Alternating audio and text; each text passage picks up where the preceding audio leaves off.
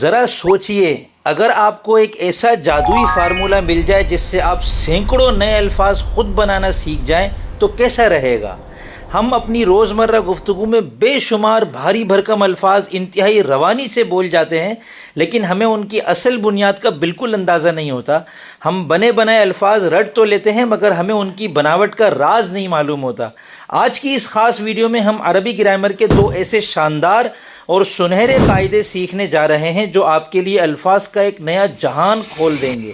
ان دو قاعدوں کی مدد سے آپ نہ صرف قرآن کریم اور عربی زبان کے سینکڑوں الفاظ بآسانی سمجھنے لگیں گے، بلکہ آپ کی اپنی اردو بھی انتہائی معیاری اور شاندار ہو جائے گی کہ سننے والے حیران رہ جائیں گے۔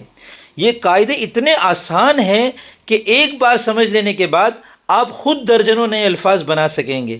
آخر عربی کے وہ کون سے دو پر اسرار قاعدے ہیں جنہوں نے ہماری اردو کو بھی اتنا امیر بنا رکھا ہے؟ چلیے اس زبردست راز سے پردہ اٹھاتے ہیں۔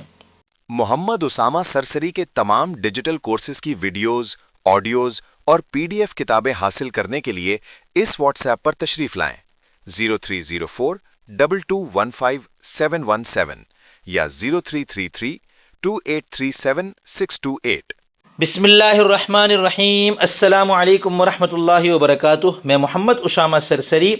جس راز کا ذکر ابھی ہم نے کیا وہ دراصل کسی بھی کام کو کرنے والے اور جس پر وہ کام واقع ہوا ہے ان کے لیے خاص الفاظ ڈھالنے کا انتہائی دلچسپ اور آسان طریقہ ہے۔ عربی میں کسی بھی تین اصلی حروف کو فاعل یا مفعول کے وزن پر کرنے سے دو اہم ترین صیغے بنتے ہیں، جیسے فتح سے فاتح اور مفتوح، علم سے عالم اور معلوم، عمل سے عامل اور معمول، عشق سے عاشق اور معشوق، شکر سے شاکر اور مشکور، اور بہت سارے الفاظ۔ دیکھیے یہ سب الفاظ قرآن کریم میں بھی بکثرت ہیں اور اردو میں بھی۔ جو الفاظ فاعل کے وزن پر آتے ہیں ان کا نام اسم فاعل ہے، اور جو مفعول کے وزن پر آتے ہیں ان کا نام اسم مفعول ہے۔ ان دونوں کی گردانوں میں 6 صیغے ہوتے ہیں۔ اسم فاعل کی گردان یوں بنتی ہے: فاتح، فاتحانی، فاتحون، فاتحۃ، فاتحتان، فاتحات۔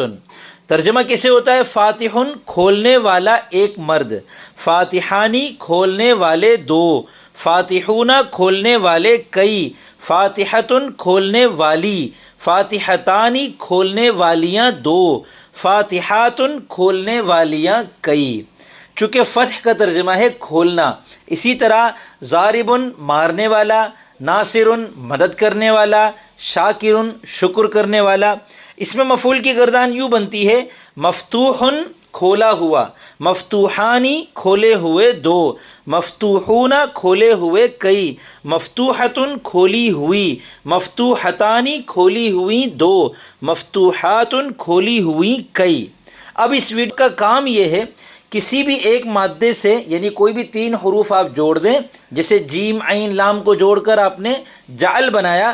اب اس سے اسم فاعل جیسے جاعل اور اسم مفعول جیسے مجعول کی گردانیں لکھ کر دکھائیں: جاعل جاعلان جاعلون جاعلۃ جاعلتان جاعلات، مجعول مجعولان مجعولون مجعولۃ مجعولتان مجعولات۔